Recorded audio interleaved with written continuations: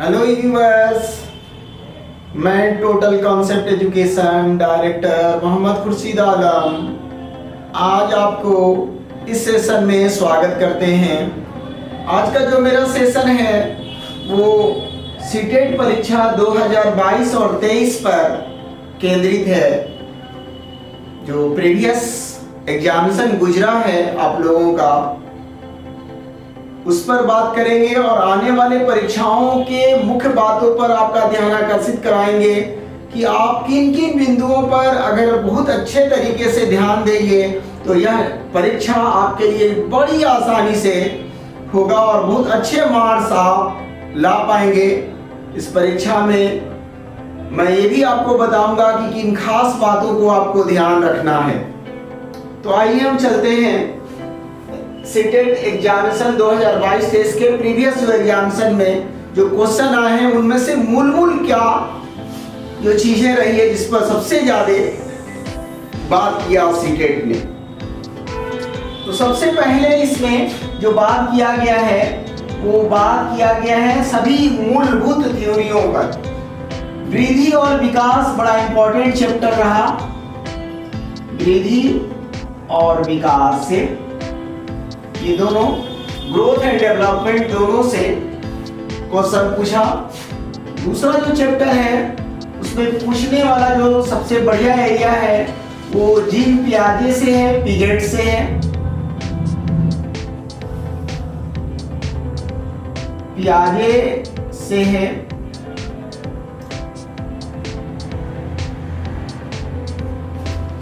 पियाजे से है।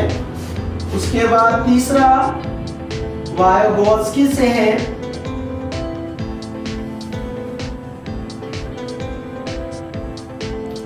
वाइगोत्स्की से है। उसके बाद चौथा चैप्टर जो है वो कोहलबर्ग से है, लॉरेंस कोहलबर्ग से। पांचवा जो चैप्टर है जो सबसे प्रमुख रहा है अभी तक का वो सीसी रहा है सभी विषयों में, सीसी। छठा जो चैप्टर सबसे इंपॉर्टेंट रहा है वो टूल एंड टेक्निक्स रहा है। टूल्स एंड टेक्निक्स सबसे ज्यादा पूछे जाने वाला चैप्टर से क्वेश्चन। उसके बाद सातवां जो चैप्टर है वो असेसमेंट से क्वेश्चन पूछ रहा है। असेसमेंट में मूल्यांकन का चारों भाग असेसमेंट में है। जैसे आप देख लीजिए, as learning, as assessment, as learning, assessment for learning,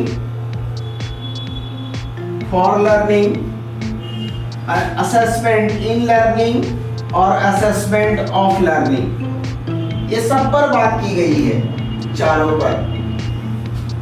और ये अब तक का सबसे महत्वपूर्ण क्षेत्र रहा है जो परीक्षा में, और हमको लगता है कि ये महत्वपूर्ण चैप्टर रहेगा इनसे संबंधित।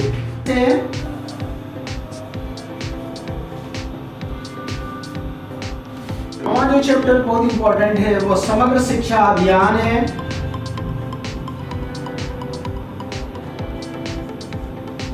समग्र शिक्षा अभियान है और इसी से संबंधित जो भी क्वेश्चन पूछे गए, जैसे निपुण भारत पूछा गया, निपुण के बारे में पूछा गया, तो ये इसी से संबंधित था। निपुण भारत मिशन से क्वेश्चन पूछे गए। 10वां जो चैप्टर इंपॉर्टेंट है इंक्लूसिव एजुकेशन से इंपॉर्टेंट है।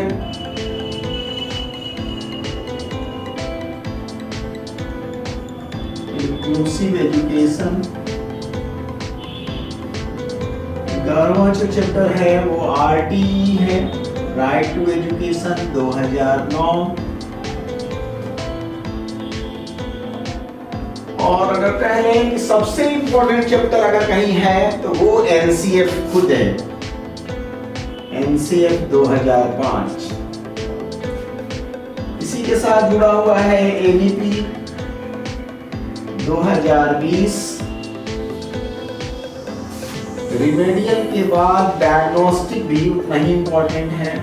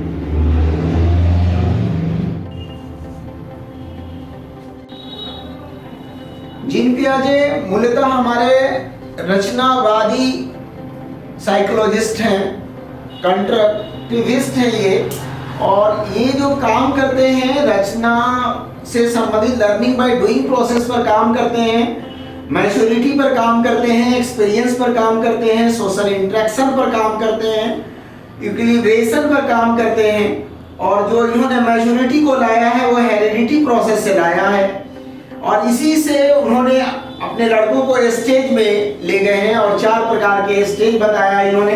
जो पहला स्टेज है वो सेंसोरी मोटर स्टेज है, दूसरा स्टेज है वो प्री ऑपरेशनल स्टेज है, तीसरा स्टेज कंक्रीट ऑपरेशनल स्टेज है, और चौथा स्टेज फॉर्मल स्टेज है। तो इसको याद रख सकते हैं आप एस, पी, सी और एफ से, एस, पी, सी और एफ से। ये 0 से 2 बरस का स्टेज है, ये जो स्टेज है वो 2 बरस से 7 बरस तक का स्टेज है, ये कंक्रीट स्टेज जो है वो 7 बरस से 11 बरस तक का स्टेज है, और फॉर्मल 11 प्लस का स्टेज है। और चारों स्टेज से लगातार क्वेश्चन पूछे जा रहे हैं। जैसे पिछले एग्जामिनेशन में आप देखे होइएगा कि भाषा और शब्दों के रूपों में लड़का चिन्हों को ग्रहण करता है, समझ का बनाता है, तो ये क्वेश्चन पूछे जा रहे हैं। ये प्री ऑपरेशनल स्टेज से क्वेश्चन पूछा गया है। ऑब्जेक्ट परफॉर्मेंस का जो क्वेश्चन पूछा गया है वो सेंसोरी मोटर स्टेज से पूछा गया है। एनिमिज्म का जो क्वेश्चन पूछा गया है वो सेकेंड स्टेज से पूछा गया है, प्री ऑपरेशनल स्टेज से पूछा गया है। इरिवर्सिबिलिटी और रिवर्सिबिलिटी, जाहिर सी बात है रिवर्सिबिलिटी तीसरे स्टेज में जाकर के होता है। तो यहाँ पर सीसीएस अगर हमारा पढ़ाया हुआ आपको याद होगा, तो सीसीएस बड़ी अच्छे से हमने कराया है अपने क्लास में सभी बच्चों को। तो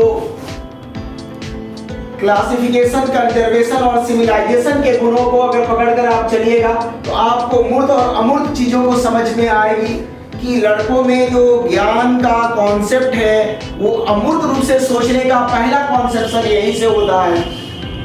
अमूर्त रूप से लड़का सोचता है, इसमें लड़का क्लासिफिकेशन करेगा। किसी भी चीजों को बेहतर ढंग से जब क्लासिफाई करने लगता है तो जाहिर सी बात है उसका सोच 7 बरस से ज्यादा बड़ा हो जाता है।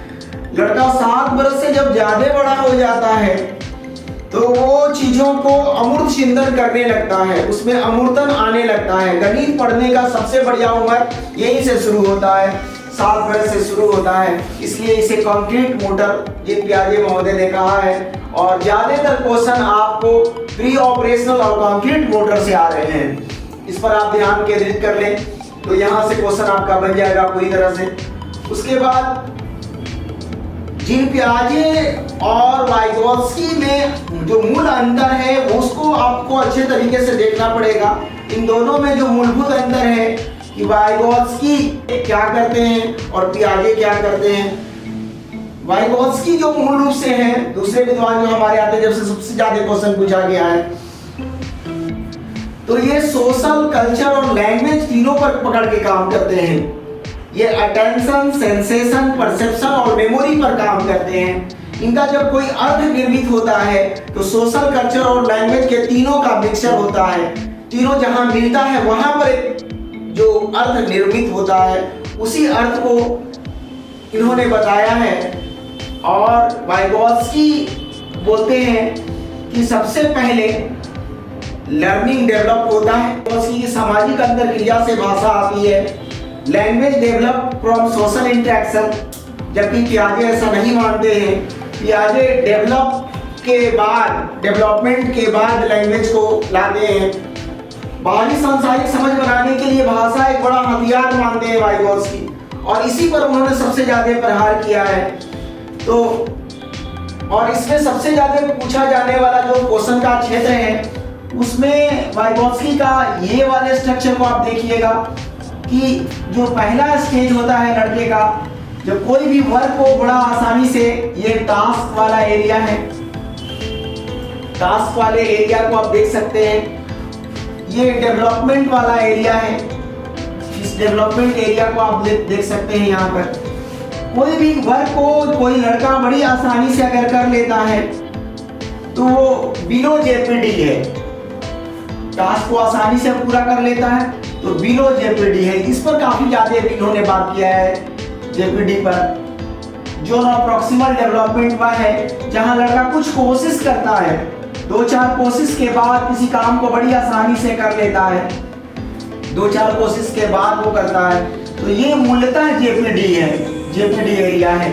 और इसके बाद वाला जो एरिया अपर डेवलपमेंट की बात आती है, ये तभी पूरा होता है जब स्काफ फोल्डिंग होता है। स्काफ फोल्डिंग पहाड़ को कहते हैं, इसको मदद करना कहते हैं, सीढ़ी लगाना कहते हैं। अगर इसके द्वारा अगर मदद की जाती है तो लड़का इससे आगे की ओर निकल जाता है। जाहिर सी बात है यहाँ मदद करने वाले स्किल्ड लोग होते हैं, और जो स्किल्ड लोग होता है वो बड़ी आसानी से मदद करता है, और इस मदद को वो लड़का आसानी से अर्जन में लाता है और उसे पूरा कर लेता है। और उसमें पोटेंशियल हो और पोटेंशियलिटी रहती है उसमें, जो सीख जाता है बड़ी आसानी से। वाइगोत्स्की और पियाजे में जो मूल अंतर है उस अंतर से बड़ा क्वेश्चन पूछ रहा है। जैसे वाइगोत्स्की मुख्यतः किस पर काम करते हैं, तो वाइगोत्स्की कल्चर और सोशल फैक्टर पर काम करते हैं, जबकि पियाजे वो फिजिकल इन्वायरमेंट पर बात करते हैं, फिजिकल इन्वायरमेंट विकास की बात करते हैं। फिजिकल इन्वायरमेंट लड़कों को देने की बात करते हैं कि लड़के को फिजिकल इन्वायरमेंट दो, उनका वहां पर इंटरेक्शन जितना ज्यादा से ज्यादा करोगे वो उतना ज्यादा बढ़िया सीख सकेगा। वाइगोत्स्की टीचर को फैसिलिटेटर के रूप में इस्तेमाल करते हैं, और यहाँ पर जो पीरियड्स हैं, पियाजे जो है वो एक्टिविटी देने की बात करते हैं कि अगर लड़कों को खुद से आप एक बेहतर एक्टिविटी दे पाइएगा, बढ़िया इन्वायरमेंट दे पाइएगा, स्वतंत्र माहौल दे पाइएगा, तो उतना बढ़िया तरीके से बड़ी आसानी से वो सीख सकेगा। वाइगोत्स्की फिर रोल ऑफ लैंग्वेज को अपनाते हैं, रोल ऑफ लैंग्वेज की बात करते हैं। उन्होंने इसमें टूल्स को माना है कि टूल्स को आना जरूरी है। एडल्ट्स को महत्वपूर्ण माना है इन्होंने, सोशल इंटरेक्शन को महत्वपूर्ण माना है वाइगोत्स्की ने। इन्होंने पहले विचार लाया है, बाद में भाषा लाया है, पहले लर्निंग लाया है, बाद में डेवलपमेंट लाया है, जबकि इसके ठीक अपोजिट जीन पियाजे कहते हैं पहले विकास लाते हैं फिर भाषा लाते हैं। वाइगोत्स्की से जो अगला जो क्वेश्चन पूछा गया है वो प्राइवेट स्पीच और इनर स्पीच पर बात की गई है। प्राइवेट स्पीच और इनर स्पीच पर जो मूल फर्क है वो मैं आपको यहाँ थोड़ा सा बता दूं। प्राइवेट स्पीच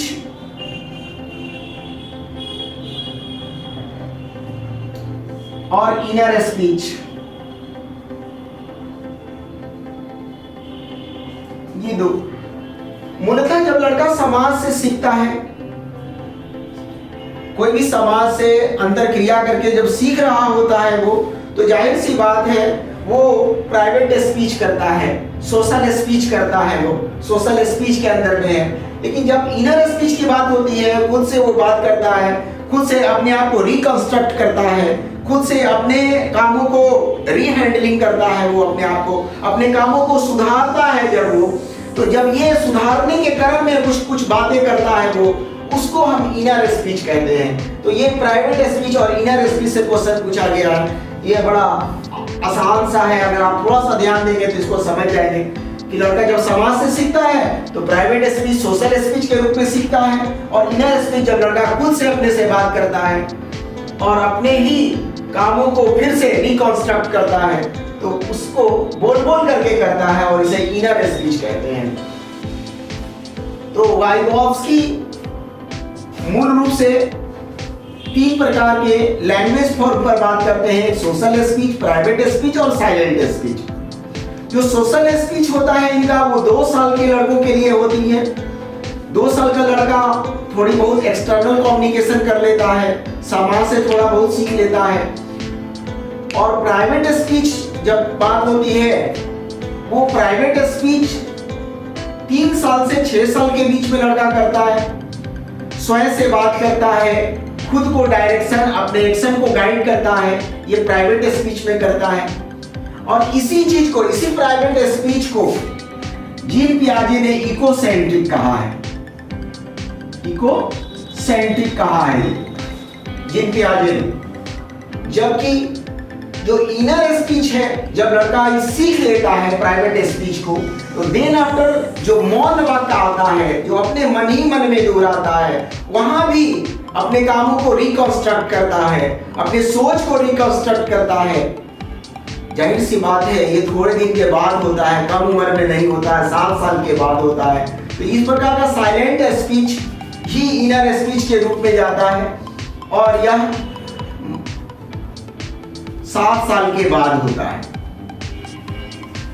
समाज और संस्कृति के अंतर क्रिया करके जो सीखता है उसमें सबसे मदद करता है भाषा, और इस बात को सबसे ज्यादा वाइगोव्स्की ने बल दिया है और इस पर क्वेश्चन आया हुआ है। प्राइवेट स्पीच ही इनर स्पीच है, प्राइवेट स्पीच ही इनर स्पीच है। अब ये कह सकते हैं मन ही मन में जितना ज्यादा बात करेगा डेवलपमेंट उतना ज्यादा होता चला जाएगा।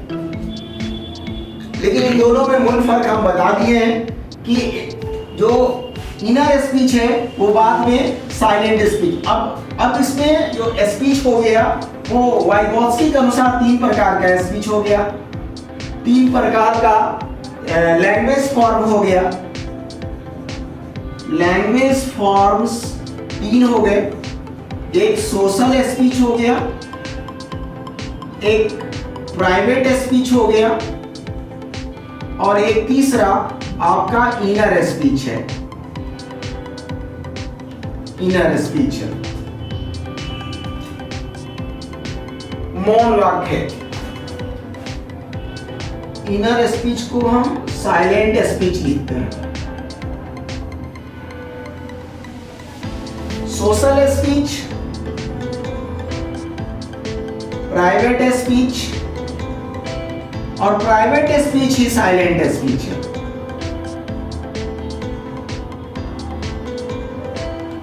Silent speech. सोशल स्पीच बताएं कि 2 वर्ष तक का वाला करता है, ये 3 वर्ष से 6 वर्ष तक का वाला करता है, और ये 7 वर्ष से अधिक वाला करता है। ये 2 वर्ष तक करता है। प्राइवेट स्पीच, जैसे ऊपर में हम बताया कि प्राइवेट स्पीच को ही जीन पियाजे ने इकोसेंट्रिक स्पीच कहा है, और प्राइवेट स्पीच को हम क्या दोनों बताए हैं कि ये साइलेंट स्पीच, ये इनर स्पीच भी है। साइलेंट स्पीच नहीं, इनर स्पीच है।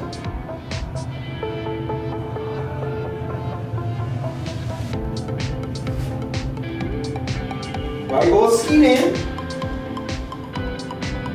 लैंग्वेज फॉर्म को 3 पार्ट में बांट दिया है, एक सोशल स्पीच है, और एक प्राइवेट स्पीच है, और एक साइलेंट स्पीच है। जो सोशल स्पीच है वो 2 साल तक के बच्चों में होती है।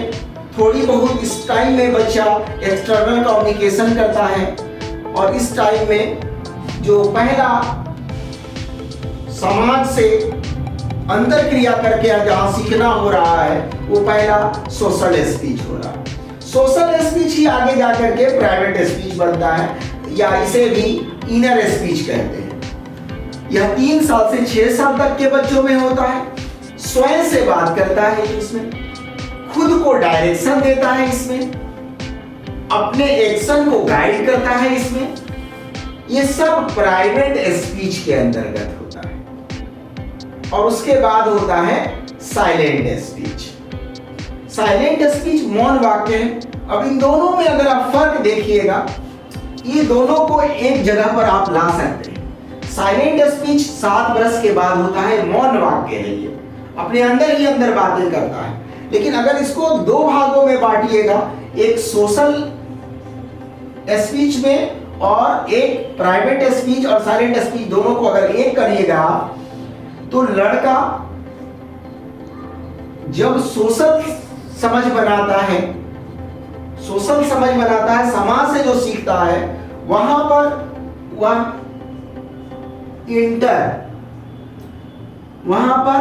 अंतर स्पीच करता है, इंटर स्पीच करता है।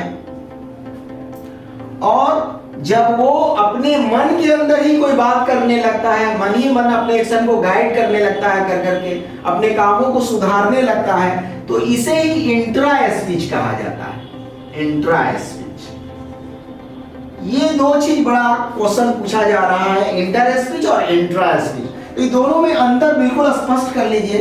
इंटर स्पीच वह है जब समाज से अंतर क्रिया करके सीखता है, और जब वो समाज से अंतर क्रिया के करने के बाद, सीख लेने के बाद, जो अपने मन ही मन में दोहराता है, अपने अंदर ही चीजों को बोलते रहता है, मौन वाक्य करते रहता है, और अपने एक्शन को गाइड करते रहता है, अपने एक्शन को सुधारता है, तो उस तरह का जितना स्पीच होगा वह सब के सब इंट्रा स्पीच के अंतर्गत आएगा।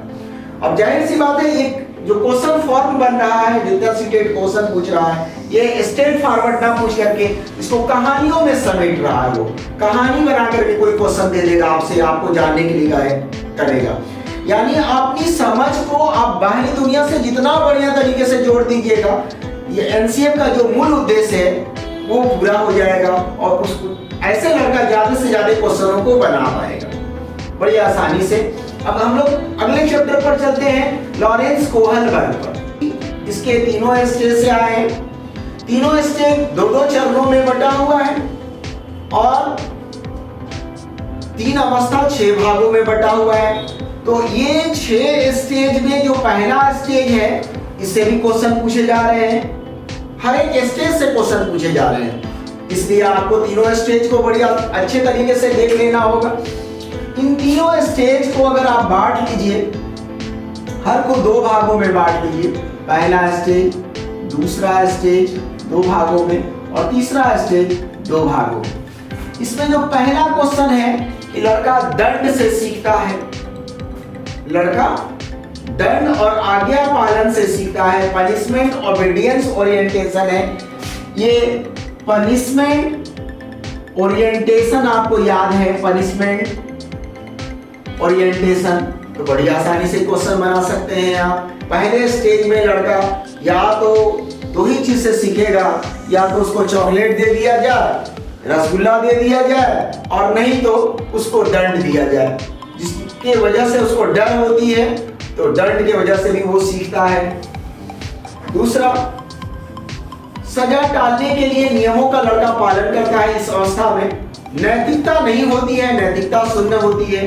दूसरी अवस्था में जाइएगा तो आप बड़ी आसानी से एक चीज याद रख सकते हैं, टिट फॉर टैट का नियम, जैसे को तैसा का नियम। टिट फॉर टैट ये आत्म अभिरुचि तथा प्रतिफल अभिमुखता है, इसको सेल्फ इंटरेस्ट रिवार्ड ओरिएंटेशन कहते हैं। जाहिर सी बात है, लड़का को जिसमें ज्यादा अपना इंटरेस्ट रहेगा उस काम को करना पसंद करेगा। अगर उसको लगेगा कि इस काम को हम कर दें और इसके बदले में हमको ये मिलेगा, तो वो आपको करना पसंद करेगा, नहीं तो नहीं करना पसंद करेगा। इसलिए इसको आप याद रख सकते हैं बड़ी आसानी से, टिट फॉर टैट से। तीसरा वाला जो स्थिति है, यानी दूसरे स्टेज में आप जाइएगा तो उसका जो पहला वाला भाग है वो गुड गर्ल और good boy, good boy good girl वाला याद रख सकते हैं।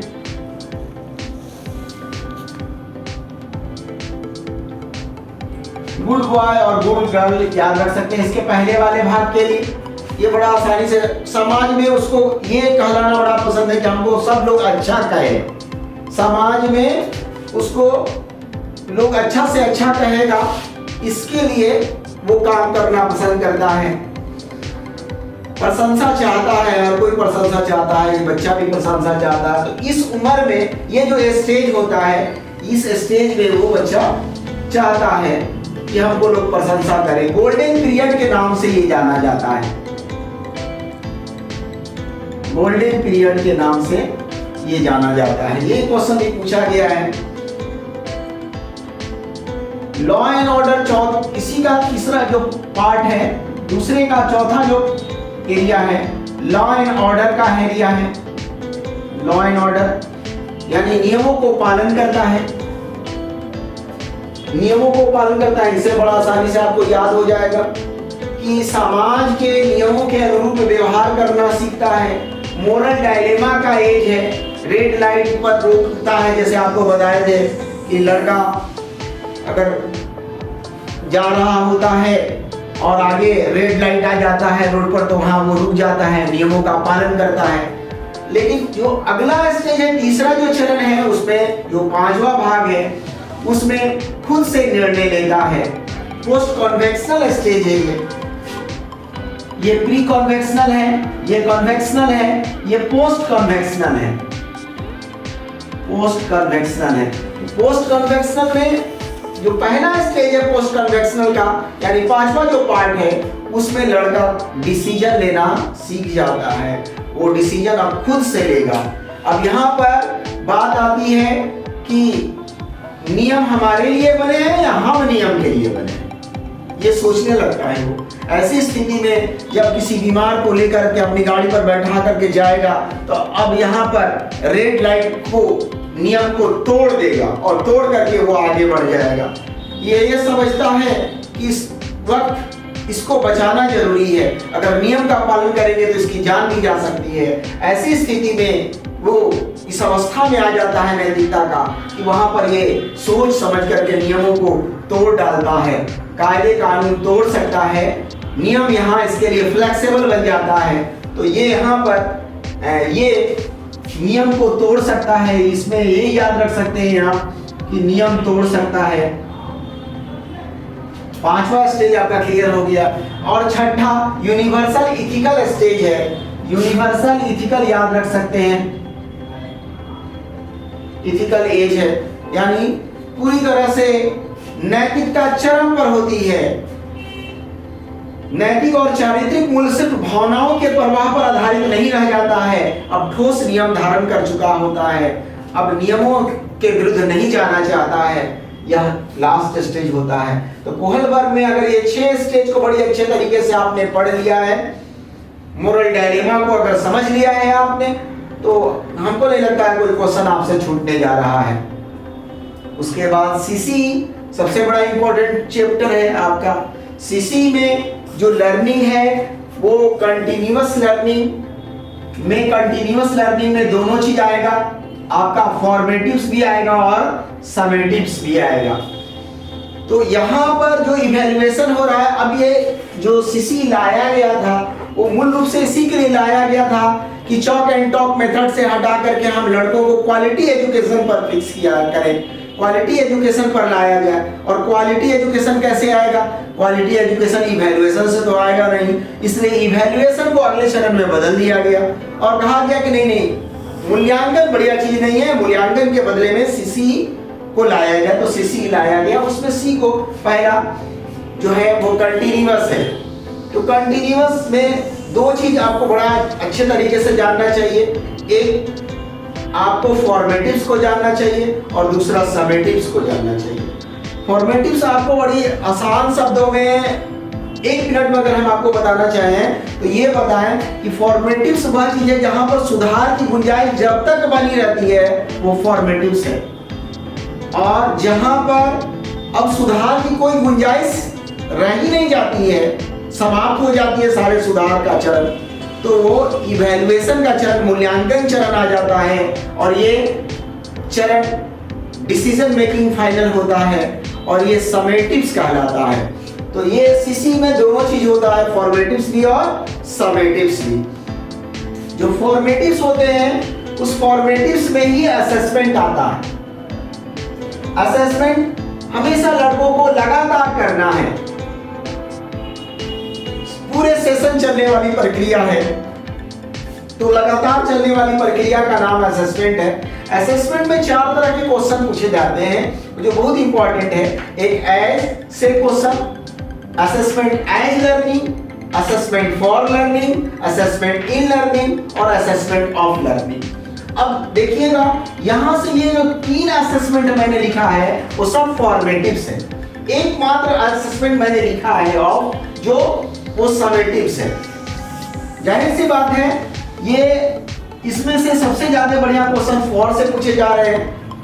ये शुरुआत जब लड़कों को हम जानने के लिए करते हैं तब असेसमेंट करते हैं, वो फॉर असेसमेंट होता है। पढ़ने के चरण में जो करते हैं बीच में वो करते हैं, पढ़ा लेने के बाद जो टेस्ट हम करते हैं उनको वो असेसमेंट करते हैं, तो फॉर असेसमेंट करते हैं। तो शिक्षक के द्वारा किया गया तीनों प्रकार का असेसमेंट फॉर असेसमेंट है, चाहे वो पढ़ाने से पहले किया गया हो, पढ़ाने के बीच में किया गया हो, या किताब पढ़ाने के बाद में असेसमेंट किया गया हो, वो तीनों प्रकार के असेसमेंट फॉर असेसमेंट है। ये एज असेसमेंट सिर्फ स्टूडेंट के द्वारा होता है। असेसमेंट जब स्टूडेंट के द्वारा किया जाता है वो एज असेसमेंट है। ये पीयर्स असेसमेंट होते हैं, लड़का अपने ही दोस्तों से बात करते हुए अपने गलतियों को सुधारता है, दोस्तों से बात कर करके सुधारता है, तो उसे एज असेसमेंट कहा जाएगा। इन असेसमेंट जब किताब के बीच बीच में जो एक्टिविटी दिया हुआ रहता है उस एक्टिविटी में जब असेसमेंट करते हैं हम तो वहाँ इन असेसमेंट होता है। और किताब खत्म करने के बाद जब लड़के को आप फाइनली मूल्यांकन के लिए आप ले जाइएगा, फाइनली उनका मूल्यांकन करिएगा, कितना हो पाया है, कितना सीख पाया है, इसको जानने के लिए करिएगा, तो वहां जो असेसमेंट होगा वो ऑफ असेसमेंट होगा। उसके बाद का जो बहुत इंपॉर्टेंट चैप्टर हमारे पास आ रहा है वो रिमेडियल टीचिंग आ रहा है। रिमेडियल टीचिंग हम क्यों करते हैं? रिमेडियल टीचिंग हम लड़कों के पढ़ाई के बीच में क्या गैप आ गया है, क्या कमी रह गई है, इस कमी को पूरा करने के लिए रिमेडियल टीचिंग करते हैं। कैसे इनको सुधारा जाए, कैसे इसके फिल किया जाए, इसको कैसे इसकी कमी को दूर किया जाए, इसके लिए हम डायग्नोस्ट करते हैं उसको। तो इस चैप्टर से संबंधित अगर इसको भी बताने लगेंगे तो वीडियोस काफी लंबा हो जाएगा। इसको हम दूसरे वीडियोस में आपको रिमेडियल और डायग्नोस्टिक टीचिंग के बारे में बात करेंगे। उसके बाद समावेशी शिक्षा जो अब समग्र शिक्षा के अंतर्गत आ गया, इससे बढ़िया क्वेश्चन आ रहे हैं लगातार। इससे पहले निपुण भारत से क्वेश्चन पूछा है कि निपुण भारत का फुल फॉर्म क्या होता है। समावेशी शिक्षा में से जो क्वेश्चन ज्यादातर आ रहा है वो डिस्ग्राफिया से, डिस्कैलकुलिया से, लड़कों में पढ़ने जितने प्रकार की आसक्तियां होती है, जितनी प्रकार की बीमारियां होती है कह लीजिए आप, उनसे संबंधित प्रश्नों को पूछा जा रहा है। और हमको लगता है कि बड़ी आसानी से इसको देखा जा सकता है। अगर सभी प्रकार को इसको देख लेते हैं तो हमको लगता है बड़ी आसानी से इस क्वेश्चन को आप बना सकते हैं। अभी वर्तमान में 21 प्रकार के ऐसे विद्यार्थी हैं जिसको डिसेबल्ड में रखा जा रहा है, और तमाम 21 वर्ग का डिसेबल्ड पोर्शन अगर आप अच्छे से जान लें तो बड़ी आसानी से इस क्वेश्चन को बनाया जा सकता है। और बड़ा क्षेत्र है, कभी कोई ऐसा दिन नहीं रहा है, अभी तक 4-5 एग्जामिनेशन समाप्त हुए हैं, उनमें लगातार क्वेश्चन समावेशी शिक्षा से पूछ रहा है, किसी न किसी रूप में पूछे वो, लेकिन पूछ रहा है। उसके बाद इंक्लूसिव एजुकेशन इसी के अंतर्गत है, उसमें भी एक वीडियोस बनाएंगे जो आप उस पर आसानी से कर सकते हैं। ये भी बड़ा इंपॉर्टेंट चैप्टर है। अगला जो इंपॉर्टेंट चैप्टर है इस पर आपको ध्यान देने की जरूरत है वो आरटी 2009 है। आरटी 2009 अच्छे से आप पढ़ लें। एनसीएफ 2005, एनसीएफ 2005 के मूल बुक को पढ़ना सबसे जरूरी है। और हमको लगता है कि हमारे यहाँ एनसीएफ 2005 पर लड़का बहुत अच्छी तरीके से प्लान करता है, बहुत अच्छे तरीके से तैयारी करता है एनसीएफ 2005 पर। और हमको लगता है कि कहीं अगर पूरे भारतवर्ष में एनसीएफ पर पढ़ाई होती है तो हमारे यहाँ पढ़ाई होती है एनसीएफ 2005 पर। एनसीएफ 2005 को अगर अच्छे तरीके से पढ़ लिया जाए और तमाम पॉजिटिव कॉन्सेप्ट को और तमाम निगेटिव कॉन्सेप्ट को एक बार अच्छे तरीके से देख लिया जाए तो हमको नहीं लगता है कि आप किसी क्वेश्चन को, कोई क्वेश्चन आपसे बच जाएगा। आप बिल्कुल बड़ी आसान तरीके से पॉजिटिव निगेटिव की समझ बनाते हुए, एलिमिनेशन करते हुए क्वेश्चन को बनाएं, आराम से बनेगा क्वेश्चन। उसके बाद वाला जो चैप्टर है एनईपी 2020 है, ये बहुत इंपॉर्टेंट चैप्टर है। इस पर अपनी पकड़ बनाया है ये, और आसानी से क्वेश्चन आपके आएंगे, बनते चले जाएंगे आपसे। इंटीग्रेटेड टीचिंग, इंटीग्रेटेड टीचिंग को एक बार अच्छे तरीके से देख लेने की जरूरत है। हिंदी में खास करके भाषाई कौशल आप ज्यादा देखें। भाषाई कौशल में खास करके सुबोपल्ली पर आप ध्यान केंद्रित करें कि पहले क्या होगा, फिर उसके बाद क्या होगा, फिर उसके बाद क्या होगा। यानी सुनना पहले आता है, फिर बोलना आता है, फिर पढ़ना आता है, फिर लिखना आता है। कई बार क्वेश्चन पूछा जा रहा है कि पाठन के बाद वाचन होगा कि वाचन के बाद पाठन होगा, तो इससे संबंधित क्वेश्चन पूछे जा रहे हैं। अगर भाषाई कौशल पर सुबोपल्ली पर अगर पकड़ है आपकी तो निश्चित रूप से ऐसे क्वेश्चन आप आसानी से बना लीजिएगा। भाषा अधिगम और भाषा अर्जन पर अच्छे तरीके से समझ बना लेनी है। किसी भी चीज को बड़ी आसानी से अगर हम समझ रहे हैं तो वो अधिगम के रूप में है, लेकिन अगर हम उसको अपने लाइफ में यूज कर पा रहे हैं, लाइफ में ला पा रहे हैं, बाहरी दुनिया से जोड़ पा रहे हैं, एकदम जीवन से उसको जोड़ लिए हैं, प्रयोग लगातार उसको करते जा रहे हैं, तो वो भाषा अर्जन के रूप में उसको हम लाए हुए हैं। इसको सीखना। उसके अलावा हिंदी के कुछ विधियों को जानना है, अगर उसको भी अगर आप पढ़ लेते हैं तो हमको नहीं लगता है हिंदी से कोई क्वेश्चन पूछा गया है और वो आपसे छूटेगा, ऐसी बात नहीं है।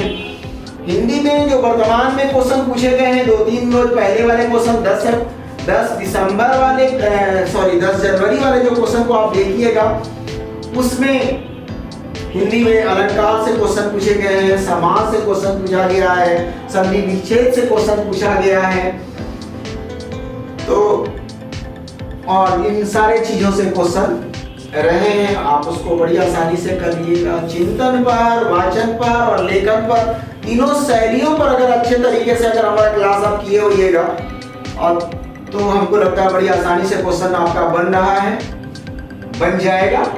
जेंडर पर हमेशा से क्वेश्चन रहता है। सेक्स और जेंडर में क्या अंतर है, ये जैविक अंतर अगर है जिसको वो सेक्स से अंतर है, कुदरती तौर पर सेक्स है, और जो जेंडर है वो समाज ने दिया है।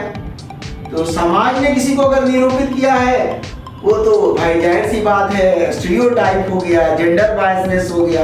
किसी के बारे में अगर ये बात करते हैं कि लड़की इस काम को कर सकती है या नहीं कर सकती है, इस काम को ये लड़की है ये नहीं कर पाएगी, ये लड़का इस काम को कर सकता है, तो ये स्टीरियोटाइप हो गया, ये रूढ़िवादिता हो गया, ये सामाजिकता के जेंडर वाले कॉन्सेप्ट में आएगा। और अगर इसी को लिंग में आप ले जाना चाहते हैं तो लिंग कुदरती तौर पर है, जिसको कुदरत ने बनाया है कि ये लड़का है और ये लड़की है। तो अगर ये है तो ये सेक्स के अंतर्गत आएगा, लिंग के अंतर्गत आएगा, और जेंडर जिसको समाज ने दिया है वो जेंडर में आएगा। अगर ये कॉन्सेप्ट है तो ये क्वेश्चन भी बड़ी आसानी से बन जाएगा। अब चलते हैं ईवीएस पर। ईवीएस में जितने थीम हैं और एनसीईआरटी के क्लास 4 और क्लास 5 को अगर आपने अच्छे तरीके से पढ़ा है तो आप हर क्वेश्चन को आसानी से बनाने जा रहे हैं। इसमें सभी थीम को आप देख लीजिएगा। 6 थीम है, 6 थीम फूड है, शेल्टर है, वाटर है, ट्रेवल है, थिंग वी मेक डू है। तो इन सब पर अगर काम करिएगा तो अच्छे से क्वेश्चन को बना पाइएगा। इसके अलावा जो एक्टिविटी बेस है अंतर क्रिया से समझ वाली बात आ रही है, लर्निंग बाय डूइंग बेस पर कोई काम आ रहा है। ये ज्यादातर क्वेश्चन आप करते जाइए, ज्यादा आंसर करते जाइए, इसको आप एलिमिनेट करने की आपको जरूरत नहीं है, क्वेश्चन बनाने की जरूरत है। देखिएगा कि लड़का एक्टिविटी से कहाँ सीख रहा है, अंतर क्रिया करके कहाँ सीख रहा है, खास करके प्रैक्टिस वाली बात कहाँ आ रही है, वर्क वाली बात कहाँ आ रही है, सिग्निफिकेंस ऑफ इन्वायरमेंटल इंटीग्रेटेड जो चीजों को लाया जा रहा है वो कहाँ लाया जा रहा है। इन चीजों को अगर आप देखिएगा तो बड़ी आसानी से आप क्वेश्चन को बना दीजिएगा। चौमस्की, इसके अलावा जो एक चीज है वो चौमस्की को आप देख लीजिएगा। चौमस्की से क्वेश्चन आ रहे हैं। चौमस्की में खास करके जो बिक्स है और काल्प है, ये दोनों को आपको अच्छे से देख लेना चाहिए। बिक्स बेसिक है, पहला इसमें बेसिक आता है, बेसिक इंटरपर्सनल कम्युनिकेशन स्किल है ये। तो जाहिर सी बात है इसमें जो पहला चीज आता है वो बेसिक आता है, यहाँ दूसरी जो चीज आती है वो इंटरपर्सनल आता है। और यहाँ जो समाज से सीख रहा है, पहले वाले समाज से, जो पहली प्रतिक्रिया में समाज उसके साथ होता है, जैसे उसके मम्मी पापा उसके साथ होते हैं, परिवार उसका साथ होता है, तो यहाँ पर जो सीखना होता है, जो स्किल डेवलपमेंट होते हैं वो बिक्स के अंतर्गत आएगा। और जाहिर सी बात है जब काल्प है तो ये कम्युनिटी डेवलपमेंट है, ये एकेडमिक से संबंधित है, लैंग्वेज प्रोफिशिएंसी है ये। तो जाहिर सी बात है इसमें पहला तो आप यही देखिए कि कम्युनिटी कहां पर आ रहा है, तो ये सेकेंडरी स्टेज पे जाता है, सेकेंड वाले सामाजिकता में चला गया। अब जाहिर सी बात है विद्यालय से लड़का अगर सीख रहा है तो वो काल्प में सीख रहा है। एकेडमिक शुरुआत कहां से हुई है, तो विद्यालय से पहले क्लास से हुई है भाई, तो वहां जो सीखना हो रहा है उसको, तो वहां पर वो काल्प में चला जाएगा। अगर लड़का पाठ्यक्रम से सीख रहा है, पाठ्यचर्या से सीख रहा है, किताब से सीख रहा है, लाइब्रेरी में किसी को पढ़ते हुए देख के सीख रहा है, तो जाहिर सी बात है वो बिक्स नहीं होगा, वो काल्प होगा। तो ये मूल अंतर को आपको जान लेना होगा, काल्प को और बिक्स को। यूजीटी है जो आपको जान लेना चाहिए, यूजीटी है, ये यूनिवर्सल ग्रामर थ्योरी है। ग्रामर के रूल को जनरेट करते हैं और ग्रामर के रूल से जब सिखाते हैं तो वो यूजीटी के अंतर्गत आता है। यूनिवर्सल ग्रामर दोनों चीजों को साथ में यहां रखते हैं। तो तीन चीज पकड़ लीजिएगा चौमस्की के साथ, बिक्स को, काल्प को, यूजीटी को। इन्होंने आइसबर्ग थ्योरी भी दिया था कि जिस तरह बर्फ का बहुत कम भाग ऊपर की तरफ दिखता है और बहुत ज्यादा वाला भाग बने उसका 10वां हिस्सा का 9वां भाग नीचे ही धंसा रहता है। समझ लीजिए कि हम लोग पढ़ाने में भी बच्चों के साथ ऐसे ही करते हैं कि उसका बहुत चीज उभार नहीं पाते हैं, या नहीं उभारने का मेन जो चीजें होती है उसके साथ हम बेहतर नवाचार नहीं करते हैं, बेहतर आनंदपूर्वक माहौल उसको नहीं दे पाते हैं। अगर माहौल अगर अच्छे तरीके का दे पाएंगे, आनंद उसके साथ ज्यादा से ज्यादा उसको करा पाएंगे हम, तो जाहिर सी बात है उसको हम आइसबर्ग से बाहर ले आ पाएंगे, ज्यादा से ज्यादा चीजों को सिखा पाएंगे। सेकेंडरी लैंग्वेज में ज्यादा से ज्यादा इस्तेमाल होने वाला थ्योरी है चौमस्की। तो आप इसको भी एक बार देख लें अच्छे तरीके से। टोटल कॉन्सेप्ट में बहुत अच्छे तरीके से 80 पेज बिल्कुल बारीकी से पढ़ने की जरूरत है। अगर इसको आप पढ़ लीजिएगा तो आपके लिए एकदम हलवा हो जाएगा सीटेट। बड़ी आसान तरीके से आप सीटेट को पास कर जाएंगे। दूसरा, जो ट्रेनिंग कॉलेजों में मूल चीज पढ़ाया जाता है CDP 1 और CDP 2, तो वो दोनों पार्ट जो फर्स्ट ईयर में पढ़ाया जाता है और जो सेकेंड ईयर में पढ़ाया जाता है, इन दोनों का मूल किताब का मूल चैप्टर को आपको बेहतर समझ बनानी है। यही इसका मूल रहस्य है। EVS NCERT बेस है, सोशल स्टडी NCERT बेस है, तो जाहिर सी बात है ये मूल किताब को पढ़ना ही होगा। अगर इन मूल किताबों को पढ़ते हैं और पेडागॉजी मूल पेडागॉजी से समझ बना करके चलते हैं जो वर्तमान में मिलना काफ़ी मुश्किल काम है। हमको लगता है कि मूल पेडागोजिस्ट समाज में बहुत कम बचे हुए हैं, बहुत कम लोग इस दुनिया पर काम करते हैं। अभी हम बहुत सारा देखते हैं कि जो डीएलएड के लड़के पास हो जाते हैं, जो लड़के डीएलएड कहीं से कर लिए हैं, जिनके पास पूर्ण रूप से एमएड की डिग्री नहीं है, बीएड की डिग्री नहीं है, वो भी सोशल मीडिया पर पढ़ाते हुए नजर आते हैं और उससे लड़के संज्ञान हासिल करते हैं। ये बड़ा आश्चर्यजनक होता है। ऐसे लड़के आपको मूल पेडागोजी से भटका देते हैं, आपकी पेडागोजिकल कभी समझ बनेगी ही नहीं। और जब तक आपका पेडागोजिकल समझ नहीं बनेगी तब तक आप सीटेट को पास नहीं करने जा रहे हैं, आप ये मान लीजिए। हमारे यहाँ बहुत कम टाइम में लड़का आकर के